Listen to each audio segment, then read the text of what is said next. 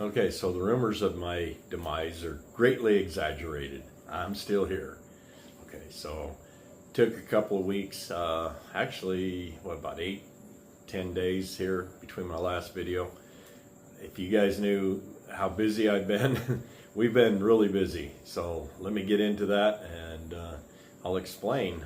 You know that from the last, 3, 4 videos that I've been doing, and even some previous to that, we've been looking for houses and stuff, so we had a lot of that in the last 2 weeks, and yeah, maybe next week I'll have some news on that front, but we don't know. But I have something even more exciting to talk about, so let me get to it. Okay, so in 1976, I graduated from high school. I was a whopping 17 years old, green. Yeah, I was a kid. 12 days after graduating, I found myself all the way across the country in South Carolina. Some guy yelling at me to get off his cattle truck that he mistakenly thought was a bus. Yeah, and then I had to learn how to do a lot of push-ups. So yeah, I found myself in the Army. Well, I volunteered. I wasn't drafted. In fact, I enlisted long before I graduated, and so I drilled with the National Guard until I graduated and went off to basic training. But I had been very busy. I was involved in sports, several sports. I lettered in 3 different sports, track, baseball, and football. So yeah, I was very busy in sports, and I was really pretty good shape. I was kind of skinny, but I was still in relatively good shape. I was athletic, let's put it that way. And so I find myself in the Army. Yeah, the physical activities of the Army, it wasn't a big deal. But then we would find ourselves just completely slack, nothing to do. One of the things the Army's got a saying, hurry up and wait. Well, all the waiting time, be hanging out there with all these other trainees and nothing to do. Cigarette comes around. Okay. Yeah. I got hooked. Yep. That was in 1976 while I was still 17 years old. It's an addiction. It's a drug. It's something that had a hold of me for 48 years. You do the math. 1976 to 2024. Yeah, it was a long time. So yeah, I was addicted, and it's something that I didn't make a big deal out of. It's something I lived with. Then I got cheap and I switched brands. So yeah, I did all that. As I retired, I never really thought much of it. My health stayed pretty good. Got really good clean lungs. I do a lot of activities, never get winded, so I like to think that they haven't hurt me that bad. Yeah, I know they've hurt me to an extent. But as I got retired, I moved over here. Oh my God, when I got over here, I saw a lot of, yeah, by mandate, they'll make you stop. Yeah, we went on our honeymoon in Boracay in February, and there's only one place on the whole damned island that I could have a cigarette, and that was at the D Mall, and it was a little 10 by 10 roped off area in the middle of the mall that was their smoking area. It was frustrating. So at nighttime, I go down from the hotel down on the beach, and there was they were doing some construction next door to our hotel, and I'd sit there and have a cigarette. I was a fiend. I couldn't live without them. I had not gotten it into my head that I could. So as my 66th birthday came up in September, my wife and I had a long talk, and she says, look, honey, she says, I'd really like you to stick around a lot longer. I don't know why. This silly girl. She says, and I would like for you to take every opportunity to extend your life. Well, when somebody asks you like that, you got to think about it. Plus the cost. In the U.S., when I was buying cigarettes, I think it was $89 for a carton of cigarettes. California was $130, I think. It's ridiculous, you know, the sin tax. You know, I lived in Utah, so the Mormons, you know, they had to put their sin tax on cigarettes, tobacco, on vape, on alcohol. Now, I never vaped, so I didn't get caught up into that little habit. No, it was just pure cigarettes. You know, the stinky things, you know, the things that you're a pariah if you partake. Now, I had some help before I left the States, and this last time I went to Walmart and I got some nicotine lozenges. They are like the very expensive Nicorette. I don't chew gum, but I can put a lozenge in my mouth and let it dissolve over a period of an hour. And the large lozenges, they did. Sorry, I scratched my foot. So yeah, I put one of those in my mouth, and it was good for several hours. In fact, on my flight here, the first time I took some, and that's why I first got them, was to help me with that 15-hour flight. Well, actually, my first flight over here, we went to Incheon, South Korea, so that was a 12.5-hour flight, and then it was another 3-hour something flight from Incheon to Manila. And then the second, then flying home, I flew direct, and that was 15 hours to LAX. And, you know, to be able to do that when your mind and your body has gotten used to having that nicotine fix every hour and a half, 2 hours, stretching it, you know, because I was about an hour, 1 hour between cigarettes. You know, that's how you smoke a pack in a day. It's about an hour in between, and that's about what my pace was. And when you get into that routine, your mind is conditioned for that and things. How are you going to handle 15 hours? Okay, so I was using the tablets, and in fact, when we went on our honeymoon, I had some of the tablets I had thought to put in my backpack, and yay, cool. So that's how I could get along in Boracay for so long without a cigarette. But I didn't want to use them all up because I figured, well, maybe someday I really want to stop. And when I fly back to the States, I'm going to have some, you know. So I got through all of that.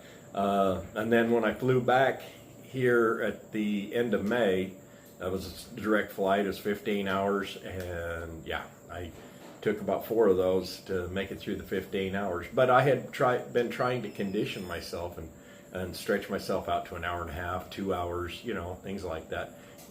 Mental games. So, sorry, neighbor came out next door and was banging around plates and things. Yeah, we're pretty tight here. Sound carries really well in this subdivision. That's one of the reasons I like it, because there's not a lot of sound, because everybody does recognize how well sound travels. But anyway, so I was conditioning myself a little bit, and then when my wife asked me, you know, honey, can you try and extend your life a little bit longer? I was looking at the cost, and I think the cost was about $25 for a carton of cigarettes here in the Philippines. A lot cheaper than $89 in the U.S. and they were back to the Marlboros.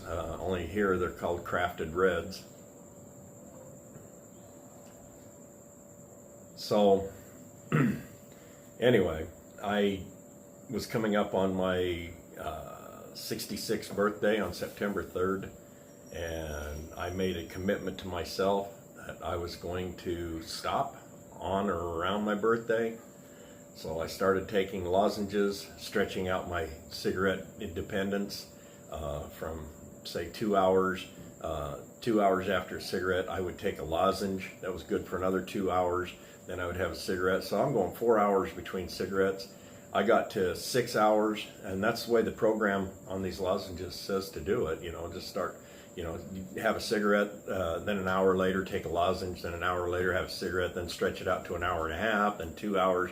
You know what I'm saying? So it was getting to 4 hours in between cigarettes. I said, I'm just about done. I had like 2 packs left, and I just told myself, hey, when these last ones are gone, they're gone. And that last half pack, I think, lasted me for 3 days. And I had 2 cigarettes left, and I didn't need them. I'd been taking the lozenges, but just to get rid of them, so there was never any temptation, I just smoked them, and they really didn't even have that much flavor to them. But I took the lozenges for almost a week, so September 8th was my first day of being nicotine free.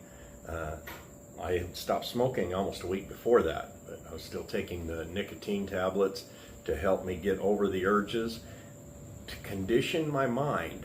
Now, the addiction is probably 70% psychological, 30% physical. Now, there is physical need, because occasionally my mind will still say, I'd like to have a cigarette. My body says, why? Yeah, okay, so going through certain periods of the day, like I'm conditioned myself to when I wake up, I have a cigarette to wake up. I might have 2, sometimes 3. When I was still working, there's times I would have 3 and a cup of coffee just to get woke up, and then I'd start my day and hit it hard, and then every hour having a cigarette while I'm driving. I was driving, so what do you got to do? Hang on the steering wheel, listen to music, drink coffee, and smoke cigarettes. Okay, caffeine, nicotine, and rock and roll music. That was my lifestyle. So, and the dotted line. So I finally have gotten to the point after a meal, when previously I would say I need a cigarette.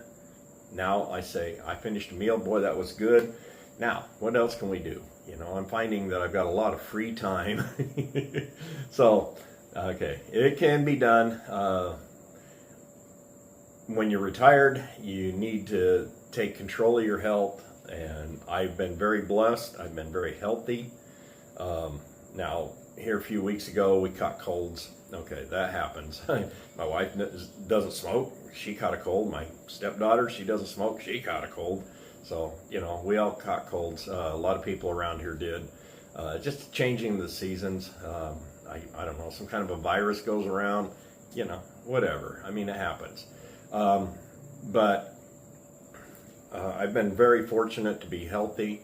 My lungs have been very clear. Now, I will tell you one thing. Since I stopped, I have more of a smoker's cough than I did before. But that's me. It's my lungs clearing themselves out. After 48 years, they get pretty congested and things, and now you're not stimulating or deadening that cough reflex. Now you're coughing. Before, when I had smoker's cough, I lit a cigarette, it stopped the cough. Okay, so now I don't have that. Yeah. Cats. Okay. Sorry. It doesn't matter. Anytime I try and do a video, there's going to be cats. Okay, so I stopped. Like I said, September 8th was my stop date. What's the day? The 15th of October. Yeah, it's been 6 weeks since I had a cigarette. Don't miss it. It's saving me money. You know, you look at $75 to $100 a month on cigarettes. Okay, and if something happens to your health because it's cigarette related, look at how much that's going to cost. That could be very expensive, especially if it's something prolonged like lung cancer. Don't know. I was told that I don't have any precursors. I don't have any I don't remember what they called it. Any indicators, but they did some tests and things like that, and I'm not really a candidate for cancer. I don't know how they figure that, but knock on wood, you know, I would knock on that, but that's concrete. That hurt my fingers, but looks like wood, huh? Anyway, I'm just going to keep praying that my health gets better all the time, and that I continue to be in good health. But something you want to think about. If you're coming over here, think about it. If you have that addiction, you might want to think about toning it down. You know, a good friend of mine down in Dumagetti, I'm not going to mention his name, Paul, he just did a video yesterday that he stopped smoking. He did the same thing that I did. It works. Somebody that, you know, like him that smokes, and somebody like me that smokes can stop. You can stop if you have that. Or if you don't smoke, but you have someone in your life that does, show them this video. It can be done. So I pray for all of you. Good luck, good health, and we'll catch you on the next one. And I hope next time I have some pretty big news. I don't know.